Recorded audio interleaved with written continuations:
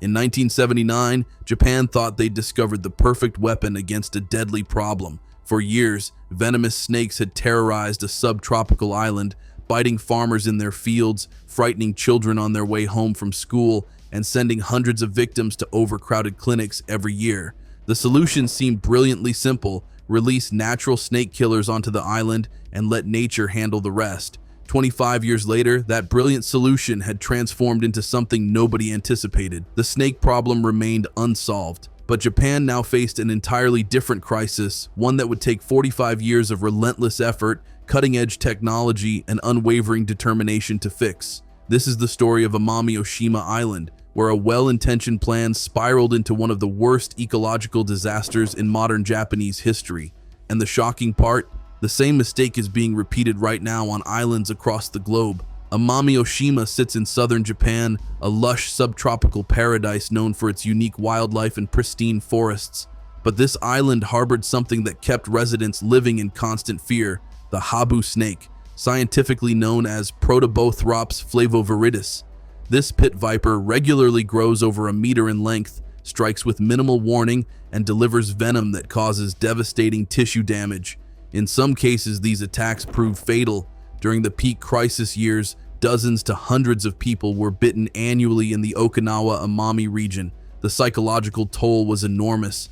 Farmers hesitated to enter their own fields. Parents warned children to avoid certain paths.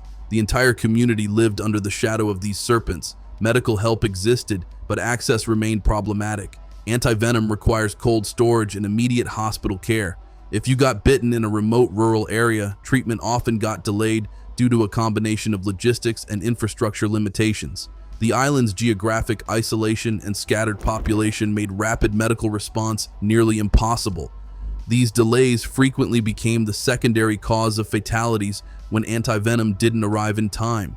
Transforming the island's entire medical infrastructure would have required massive investment that seemed unrealistic at the time, so authorities started thinking differently. What if there was a biological solution? What if they could find a natural enemy of the Habu snake? And they found one. The small Indian mongoose, Herpestes auropunctatus, sometimes called the Asian mongoose, earned a reputation for attacking and killing snakes. Stories circulated about their legendary battles with cobras.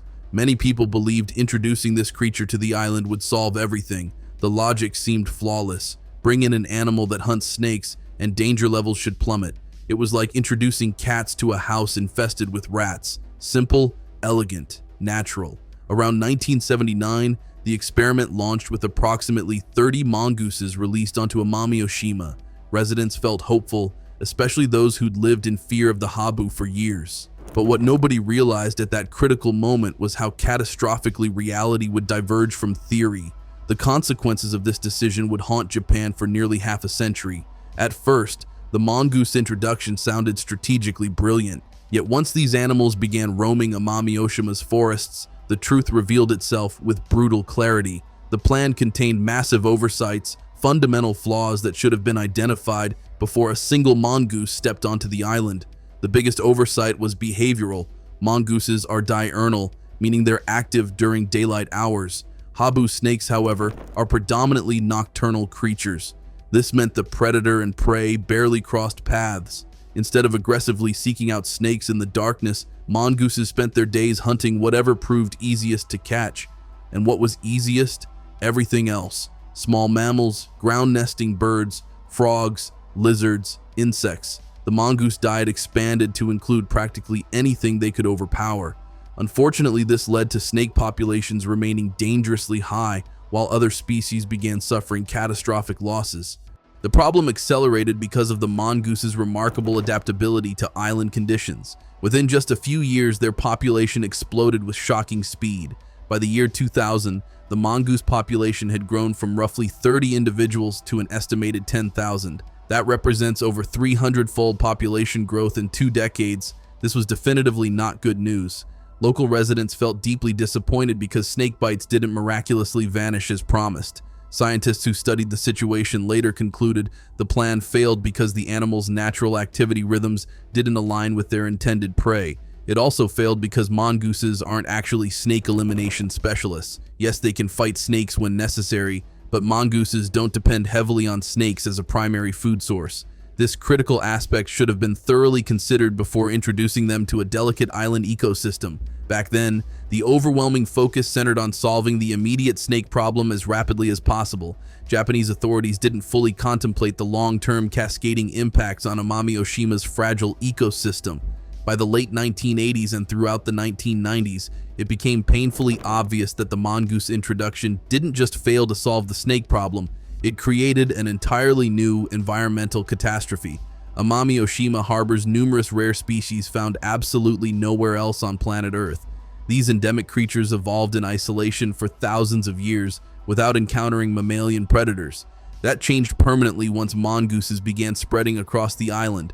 One of the first and most vulnerable victims was the Amami rabbit, often called a living fossil because it represents one of the oldest rabbit species on Earth. This ancient creature reproduces slowly, nesting in underground burrows. It became tragically easy prey for the agile mongoose and rapidly approached endangered status. The island's unique birds suffered equally devastating losses.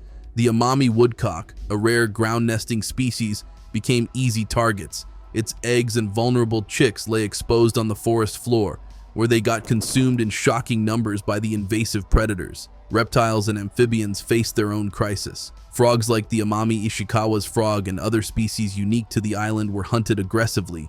Beyond the dramatic drop in biodiversity, these losses triggered far-reaching ecological effects throughout the entire ecosystem.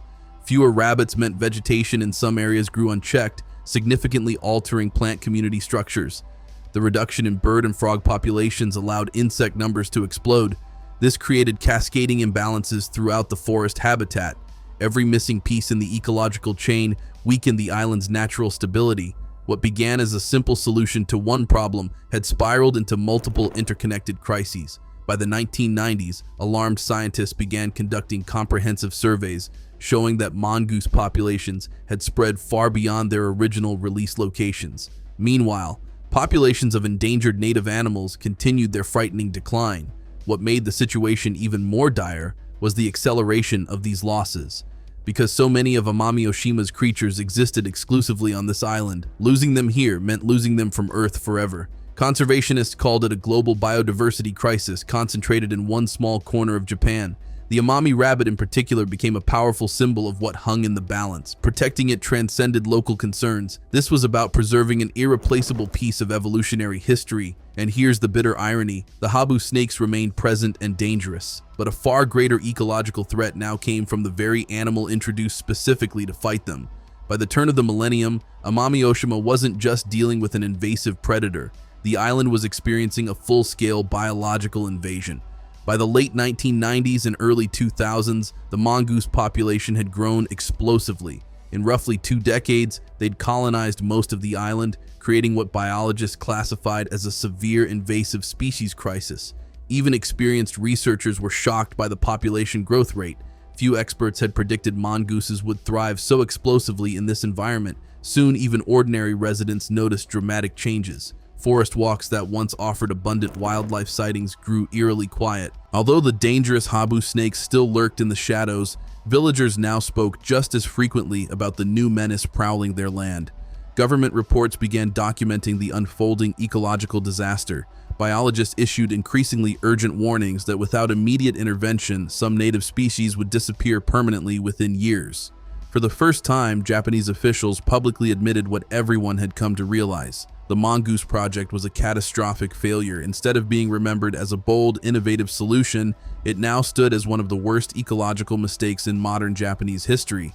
The situation created tension throughout the community. Some residents still viewed mongooses as beneficial for controlling rats, but the devastating loss of unique wildlife became impossible to ignore. Scientists intensified pressure on authorities to take decisive action. It became a painful push and pull dilemma. Should they protect the island's irreplaceable rare animals or continue tolerating the mongoose presence? By the late 1990s, the choice became unavoidable. Without immediate action, mongooses wouldn't just persist on the island, they would completely dominate it, potentially driving multiple species to extinction. This marked the beginning of a difficult new chapter, one where complete eradication became the only viable path forward. By the early 1990s, the mongoose problem could no longer be dismissed or minimized. In 1993, municipal offices around Nazi began systematically trapping mongooses, officially designating them as harmful invasive wildlife. That localized response prompted Japan's Environment Agency and Kagoshima Prefecture to intervene with broader coordination. From 1996 to 1999, a national model project mapped mongoose distribution patterns and tested various capture methodologies. Unfortunately, researchers quickly realized simple trapping wouldn't suffice. The mongooses were everywhere, deeply entrenched across the island. Field teams learned crucial lessons rapidly. Mongooses proved highly adaptable, requiring constant refinement of trapping strategies. Control methods needed adjustment every season and modification for each specific site. Those hard-won lessons shaped the comprehensive eradication approach that followed. Public sentiment shifted dramatically during this period. Farmers who'd initially tolerated the animals now reported increasing livestock losses. Pressure for better coordinated solutions mounted as fragmented local responses proved inadequate. To be clear, eradicating an invasive species is never quick or easy. Amami Ōshima's mongoose saga proves just how grueling such campaigns become. For nearly 3 decades, progress came in fits and starts, sometimes advancing rapidly, other times crawling at an agonizingly slow pace. But the effort never stopped moving toward the ultimate goal of removing every single mongoose from the island. In 2005, everything changed when Japan's Invasive Alien Species Act came into force. This legislation brought a fundamental shift in approach and resources. The Ministry of the Environment now possessed both the legal authority and substantial funding to expand the campaign island-wide. Suddenly, eradication transformed from a scattered local project into official government policy backed by national resources. To execute this mission, a dedicated field team was created, the Amami Mongoose Busters. From that moment, the fight entered an entirely new phase. The expanded effort became larger, more organized, and executed with unprecedented determination. Teams worked systematically across forests, valleys, and farmlands. They deployed thousands of box traps and checked them every morning without fail. Each capture got meticulously logged with details including location, date, weight, sex, and physical condition. This comprehensive record-keeping became crucial to the campaign's success, allowing teams to identify patterns and adjust strategies. The scale proved astonishing. Thousands upon thousands of mongooses were removed over the years. Each number represented tangible progress toward ecosystem restoration. Yet simply using passive traps proved insufficient. The island's rugged terrain presented constant challenges, and mongooses demonstrated remarkable intelligence, quickly learning to avoid trap locations. Over time, the campaign didn't just expand in scale, it had to become significantly smarter. Advanced technology entered the battle. Motion-triggered cameras revealed movement patterns and pinpointed exactly where surviving mongooses were hiding. By the 2010s, specially trained detection dogs joined the mission.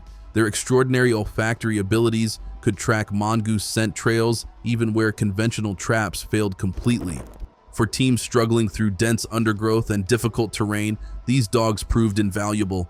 None of this would have succeeded without consistent funding to sustain the program year after year. The Japanese government maintained financial support even during periods when success seemed impossibly distant. Local residents played their crucial part by reporting sightings and supporting the mission. Despite frustratingly slow progress at times, international conservation groups praised the persistence.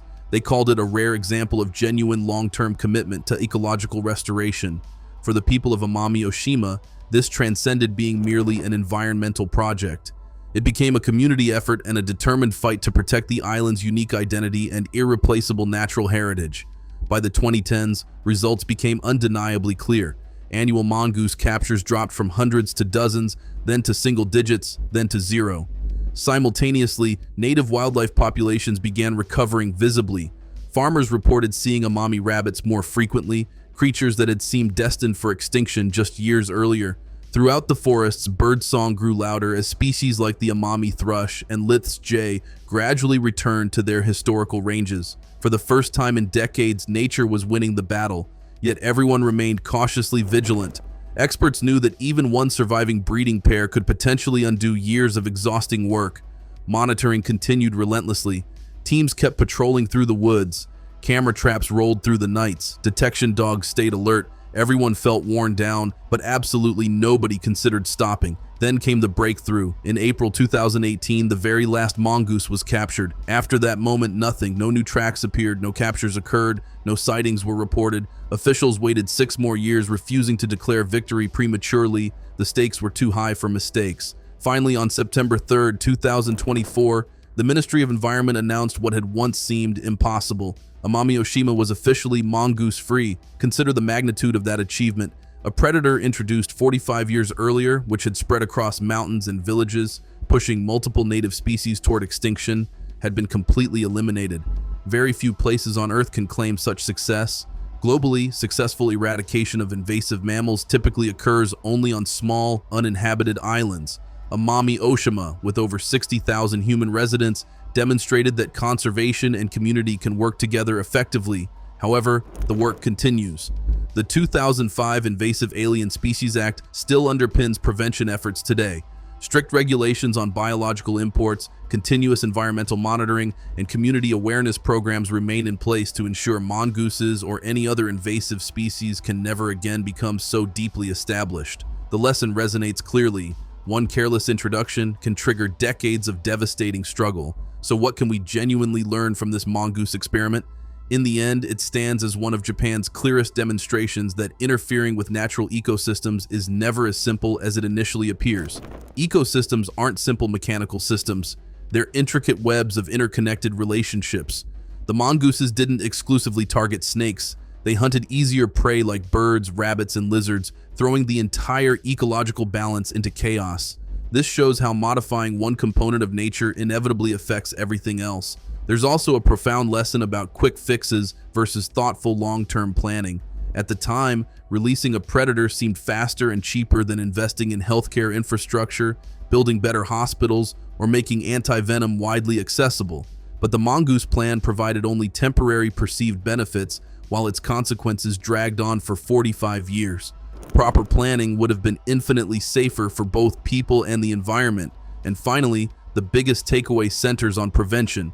It's always exponentially easier to prevent an invasive species from establishing than to eliminate it after it's entrenched.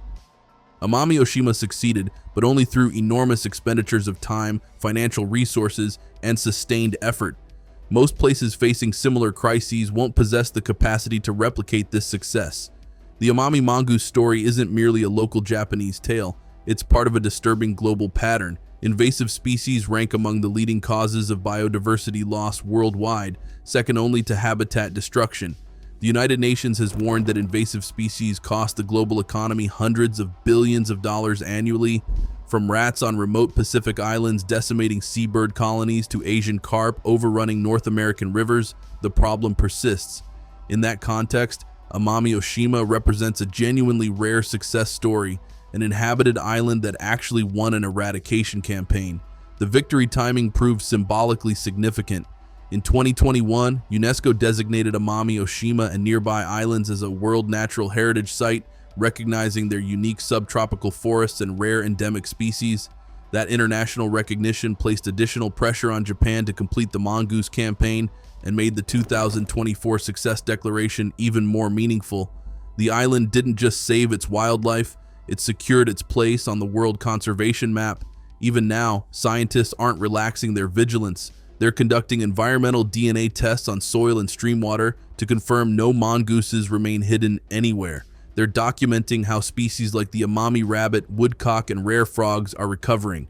For biologists worldwide, the island has become a living laboratory demonstrating how ecosystems can heal when given sufficient time, resources, and unwavering determination.